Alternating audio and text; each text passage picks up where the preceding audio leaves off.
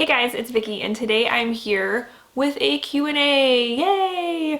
I decided to do a Q&A to celebrate my 4th BookTube birthday, anniversary, whatever you want to call it. But yeah, I have been on BookTube now for 4 years and it has been such a good time and has brought me so much joy. I really love this community and the friends I've made and the people I engage with all the time. It's been everything that I wanted it to be, and the reason that I joined, to share my love of books and reading and to find a bunch of people from all over the place that are the same. So yeah, it's been really fun. And to celebrate, we're going to do a Q&A. So thank you to everybody who submitted questions. Let's go ahead and dive right in. Okay, so the first question is, what horror movie scared you the most? And for this answer, I am going to give you 2. And I think both of them were really scary to me because I was young when I saw them. And so I still kind of have that mentality, I guess, if that makes any sense. But the first one that I remember watching with my mom, I was in like elementary school. I don't remember exactly how old I was, but we watched Candyman. And that movie terrified me. Like, I was afraid to go to the bathroom by myself. I remember that night.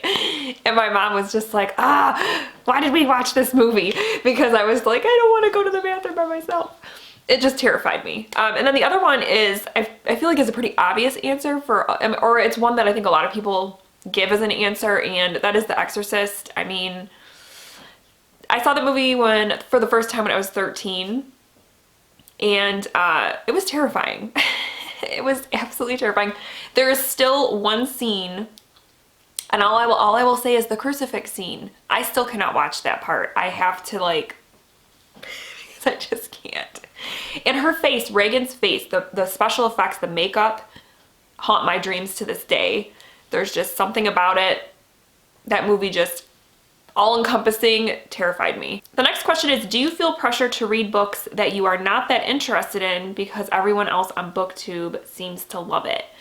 I would say no, because if the book doesn't interest me, I don't really care what the buzz is. I'm not going to read it because I'm just not going to read a book that doesn't appeal to me. Like a good example I can think of right now is, I know a lot of people are reading Kristen Hanna's new book. What is it called? 4 Winds. And I like Kristen Hanna. I've read a few of her books and have enjoyed them, but that particular book doesn't interest me. So even though everybody's reading it and for the most part I think liking it, I'm just like, no. The other thing is another good example are all of the Sarah J. Maas books. Like, I know people love those so much and there's a lot there, but they just don't interest me at all. So even though they're really big on BookTube, I'm not going to read them because they just don't sound like something I would like. Okay, the next question is, how or who inspire you to start your channel? And how do you manage to read X amount of books each month as a busy mom? Okay, so the first part, what inspired me to start my channel was basically that in my real life, didn't have much of a bookish community. Like, a lot of people that I see in my day-to-day life are not huge readers. So it was hard for me to find people to talk about books with. I am in a book club, but other than that, there wasn't a lot. And I stumbled across BookTube probably in 2014, 2015. And I was just in love. I was like, wow, these are my people. But it took me a couple of years to kind of get the courage up to start my own channel. But I really wanted to join the conversation and everything. So after, like I said, about 2 years of watching BookTube, I finally decided to start. And yeah, it's been a great time ever since. So yeah, basically I was looking for a bookish community. I was looking for other people like me to talk about books with. And I found it here on BookTube. And then her second question was, how do you manage to read X amount of books each month as a busy mom? And I would say for that, audiobooks are a huge, huge help. On an average, every month, I probably listen to about 3 audiobooks.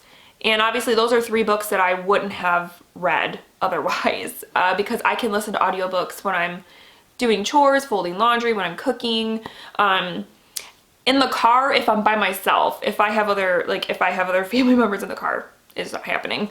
So yeah, that has helped me tremendously. And then basically just a lot of the time, if I have any downtime, I'm reading. So yeah, basically anytime I have a free minute, I try to read. And then audiobooks all the way. Okay, the next question is, do any of your real life friends or family know about or watch your videos? And my close inner circle knows, and like my immediate family, but it's kind of starting to trickle out where other family members are hearing about it and are starting to watch. So hi, if you're watching this. I know my mother-in-law is a huge fan. She watches all of my videos. And she's really supportive. So thank you, Tina, if you're watching. Yeah, so I haven't really, like, my close friends know about it. But again, some of them aren't really bookish. So I don't think they really watch my videos, which is okay, which is fine. But, you know, obviously they support me in what I do. It's just they don't necessarily watch the videos. And then I've never, like, have publicly, like, on Facebook or anything, have, like, come out and said, oh, hey, everybody on Facebook, I have a YouTube channel if you want to go check it out. I've never done that because, I don't know, I just felt kind of shy about it. And that's why I didn't tell a ton of people. But it's kind of starting to get out. And that's fine. That's fine, because I'm not as shy about it now. Because, like I said, I've been doing this for 4 years. So I'm not as embarrassed to, like, you know, hear about people watching me on the internet, I guess. I don't know. I've gotten more comfortable. But it still is a little weird to be like, yeah, I have a YouTube channel. I talk about books. The next question is, where have you traveled and where do you want to travel? I, unfortunately, am not a very well-traveled woman. As a kid, we never really went on a lot of vacations because we had a house up north in the Upper Peninsula. So that was where we always went for, like, summer break or summer vacations. And we were always super, super happy to do that because we loved it up there. And so it was not, it was never a bummer that we had to go, like, we had to go up north or anything. But because of that, we never really went anywhere else. Like, I've never been camping. We never really did anything like that. So in my later years, like, I've been to Disney World. I went to Disney World when I was 17 for dance. We went down there to perform and then obviously stayed some extra days to enjoy the park. And that was a blast. I'm trying to think, I've been to Chicago. I've been to New York. And as far as, like, leaving the country, I've been to Canada, but I don't really feel like that counts because when you live in, like, Metro Detroit and you go to Canada, it's like you go over there for, like, bachelorette parties and stuff like that. So you go over there to, like, bar hop, especially when you're not 21 yet. You go to Canada to go to the bars. And so that doesn't really count, I feel like. So yeah, and even then, I think I've only been to Canada maybe once or twice for that. So yeah, I'm not well traveled, but there are a lot of places I want to visit. In terms of, like, the states, I would love to go over to the west side of the state and see a lot of the, like, parks out there, like Yosemite, the Badlands, and, like, I would love to go see, like, the Grand Canyon and, like, all of the kind of, like, natural sort of things, touristy things that you go to see. And so I'd love to see that part of the country. I'd love to visit the South. Like, I would love to go to New Orleans and see what that's about. I've always wanted to go to Boston.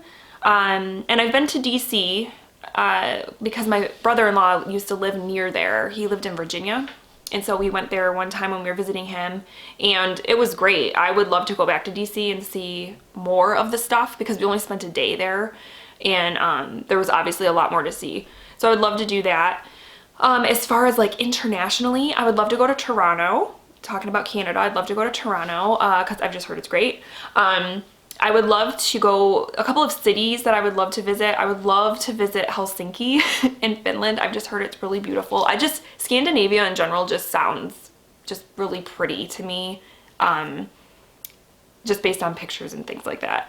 I would love to just visit Finland because I just think it's a beautiful country, and I love the language, even though, I mean, I don't speak Finnish at all. I love to hear it though. I just think it's a beautiful sounding language. I would love to visit Venice. just because it's just such an interesting city in terms of like getting around and things. I just think it would be really cool to see. And then I've always wanted to go to Ireland because I have ancestors that are from Dublin. So I think it would be kind of cool to go back there and visit it. Again, I've heard it's a beautiful country and all of that. So yeah, that's all of it, I think. There's plenty of other places around the world I think I would love to go to, but those are like my top ones. Okay, the next question is, what is your favorite type of cuisine? Ooh, I would probably have to say Italian, because I love pasta. I love pasta, I love bread. Yeah. And one of my really good friends is from Italy, and I love when she hosts like girls' nights and stuff because she makes like her sauce that takes all day to make, and it's so good. And then everything she makes her bread homemade. She makes baked, like the desserts and everything. So everything from Italy is pretty delicious. I don't think there's anything I've had Italian wise that I haven't liked. And then she also asked, what 3 books would you pick as the ones that best represent your reading tastes? Ooh, okay, these are always so hard for me to answer. Okay, if I had to pick a horror novel, because obviously like horror is a huge part of what I read, I would probably say either It or Summer of Night. Those are probably 2 of my favorite horror novels. I would also say To Kill a Mockingbird because I really love that book. I love the writing. I love the coming of age aspect, the nostalgia. I love Scout as a character. And then a third one, I'd probably pick like a nonfiction because I do read a lot of memoirs and stuff. So I would probably say, let's go with my favorite memoir. Let's go with Angela's Ashes because to me that's like a great memoir. It's awesome. So yeah, I would say those 3 probably. So this question is, tapping into the mom side, what has been your favorite books or series to read with your kids when they were just starting to read, like preschool, kindergarten age?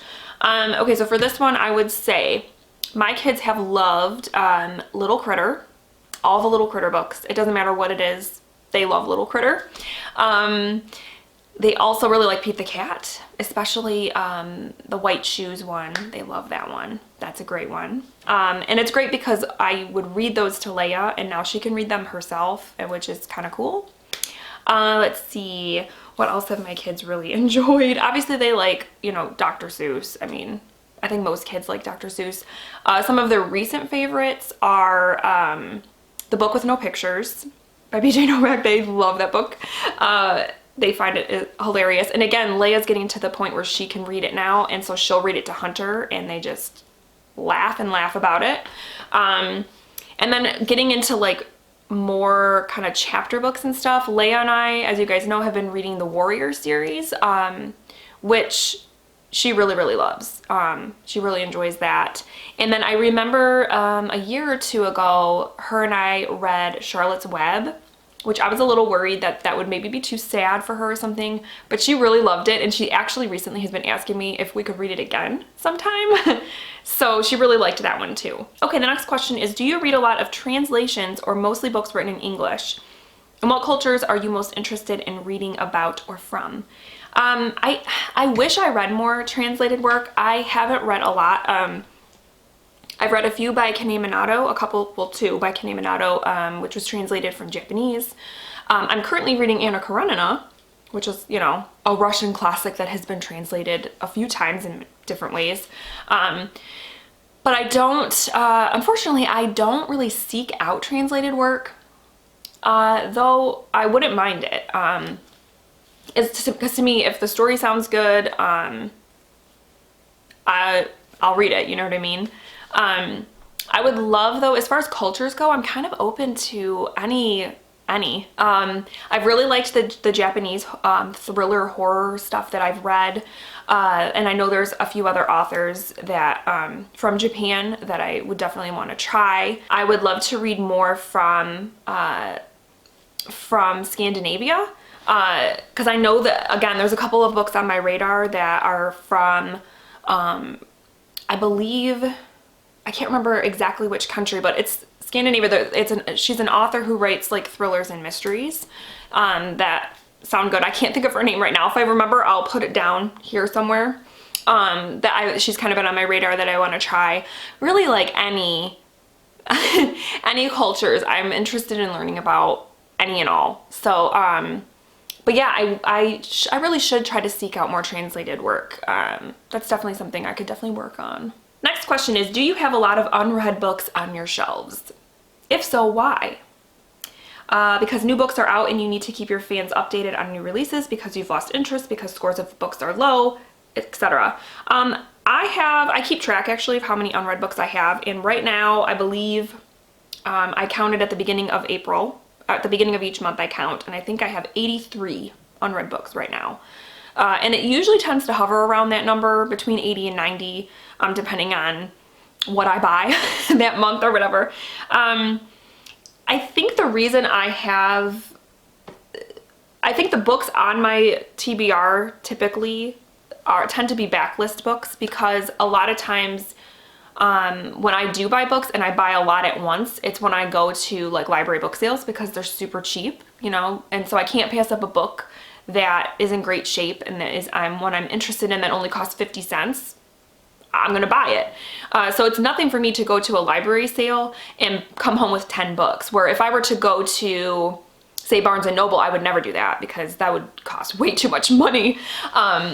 And when it comes to new releases, I find that I tend to, when I buy a new release, I tend to read it within a reasonable time, within a month or two of buying it, because I buy it because I really want it now. Otherwise, I'll wait for it to come out in paperback, because again, hardcovers can get pretty expensive. So unless it's something I know I really want to read, I will wait until it's cheaper, or what have you.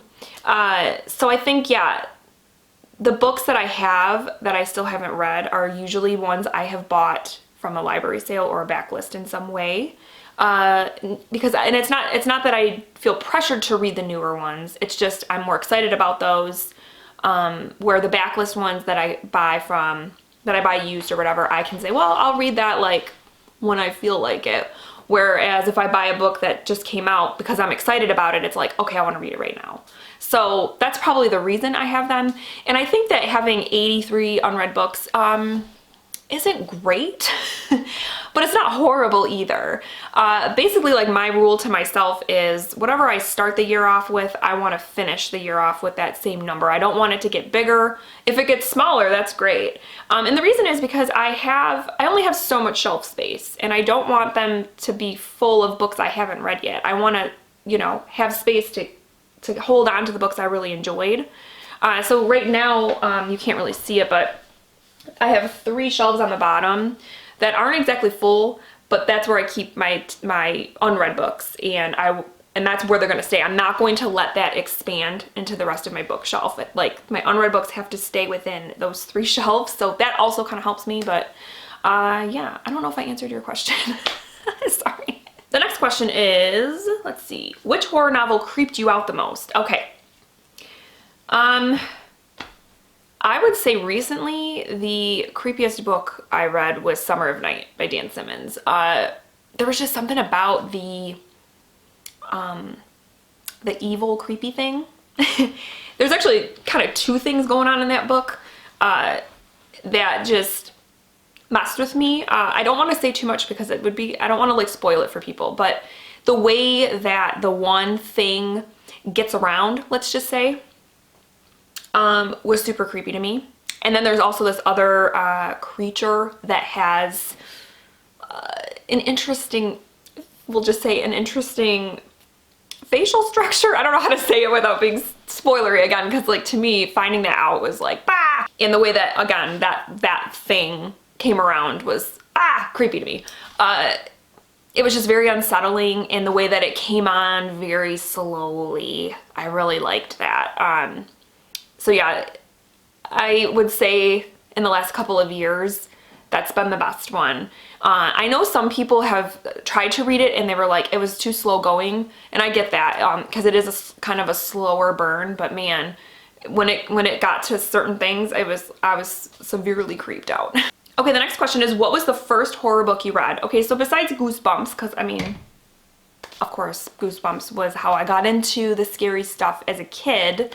I would say, I think the next one, I went from like Goosebumps to Fear Street kind of naturally, you know, because Fear Street was more for the tweens and like YA, I guess. So I kind of went into that. But I would say the first adult horror novel that I remember reading was Dolores Claiborne by Stephen King, which is actually kind of one of his more, in terms of supernatural, I don't think there's any supernatural aspect in that book. It's very grounded in reality, but it has very mature things going on in it. And I read that book when I was 11 or 12. I was in 6th grade. So because I was ready to, you know, move on from the Goosebumps and the Fear Street and the Christopher Pike and that sort of stuff. And so it was horror but in a different way. I don't even know if Dolores Claiborne really is a horror novel.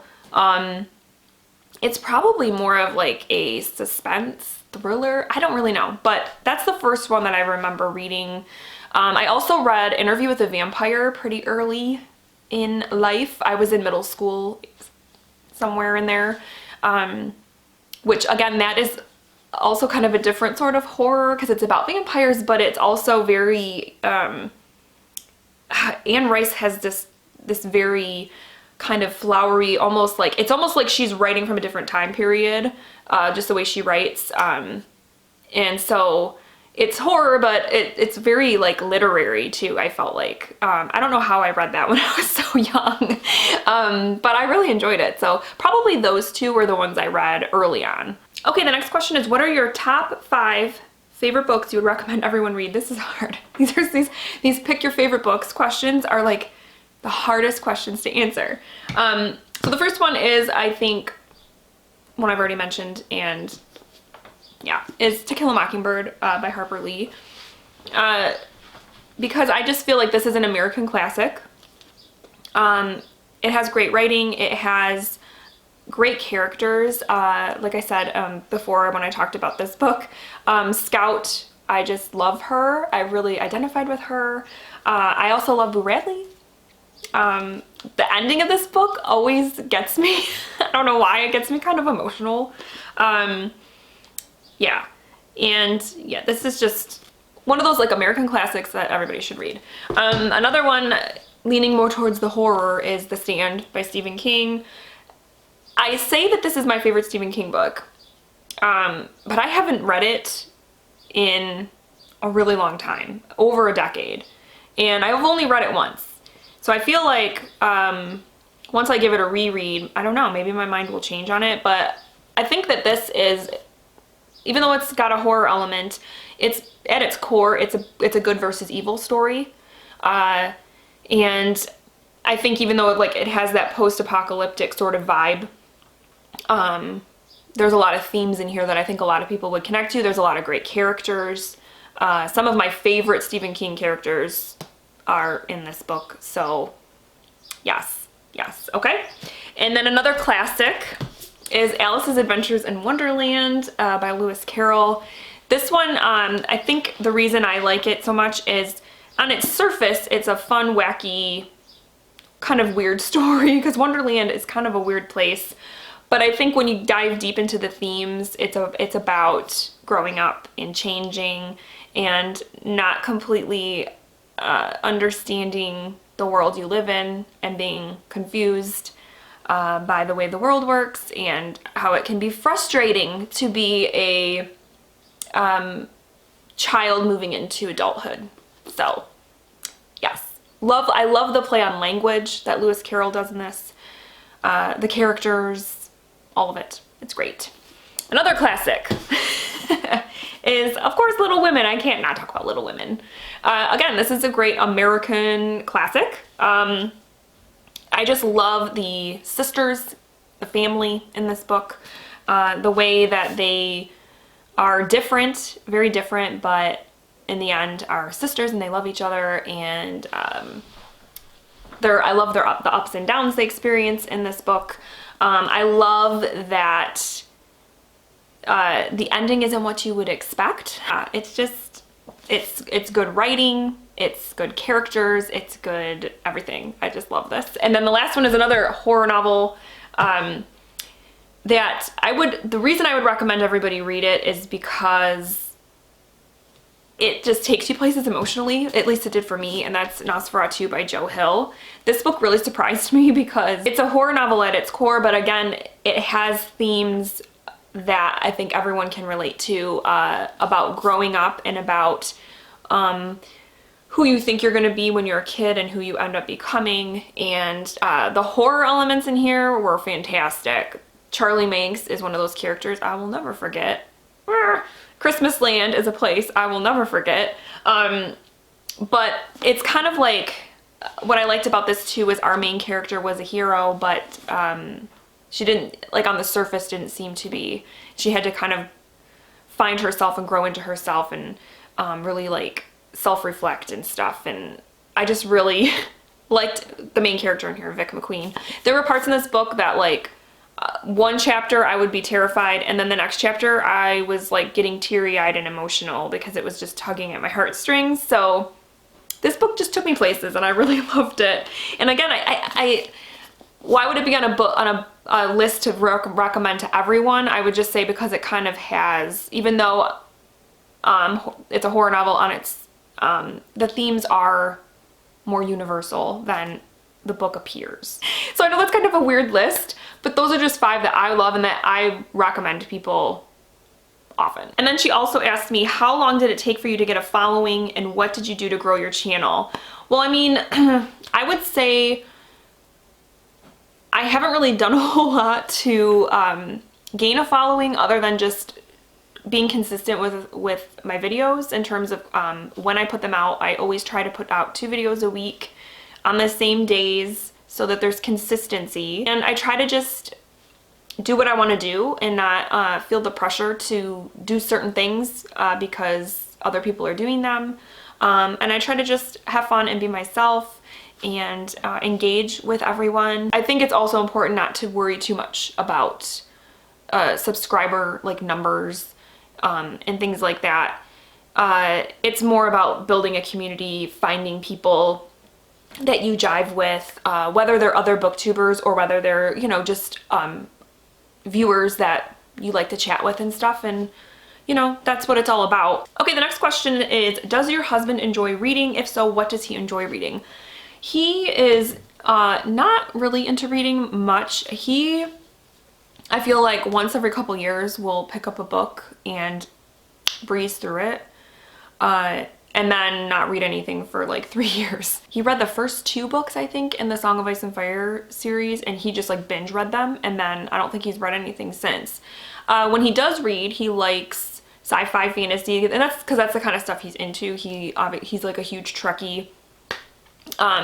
He like all those kinds of shows. He really likes The Expanse and Battlestar Galactica is one of his favorites. So like stories like that he's really into. I know years ago he really liked the Shannara series, Terry Brooks. He has a few of those books. So he likes like fantasy, sci-fi kind of stuff when he does read. Yeah. So that's his thing, but like like I said, he'll pick up a book and read one and then not read one for years. Okay, the next question is, what made you decide to do BookTube? I think I kind of answered that, just that I wanted to join the community and kind of join the conversation and make bookish friends. I love watching other booktubers. That's primarily what I watch on YouTube because I love hearing about books, new books, old books, just books that are good. And the best way to hear about that is to engage with other readers. And so, yeah, I love BookTube so much. It's such a great community. And I would encourage anybody who wants to join the community to do it. It's definitely worth it. Okay, and the last question is, are you originally from Michigan? Yes, I am. Born and raised. I have never lived anywhere else. In fact, I currently live about 5 minutes from where I grew up. My parents have lived in the same house for over 40 years, and that's where I lived, you know, all growing up and stuff, and they still live there, and I only live about 5 minutes away from them now. So I moved out. When I first moved out, I still lived in Metro Detroit, but I moved about 30 minutes away from my hometown. And then we came back. And this is where we are now. And then the very last question, sorry, she asked 2 questions. What is your absolute all-time favorite book? And that is like so hard. It is so hard. That is really hard because it changes every day. So today, the day that I'm filming this, I'm going to say that my favorite book today is Little Women. Tomorrow it could be something totally different. But it's hard because when you read so many different genres and stuff, it's hard to say this is the top of all the genres I read. I usually have to pick within each genre, like this is my favorite, this is my favorite, this is my favorite, and yeah. So, but today it's Little Women. All right, guys. So there you go. There is my Q&A for my 4th BookTube birthday. Thank you so much to everyone that submitted questions. I really enjoyed answering them. I hope that in watching this you got to know me a little bit better. And yeah, like I said, I am really, really thankful to still be here after 4 years, and I'm not going anywhere. I really love this community and being here and all of you, engaging with all of you. It's really, really fun. So, okay, that's all I have. I hope you guys are having a wonderful week, and I will talk with you soon. Thank you so much for watching. Bye.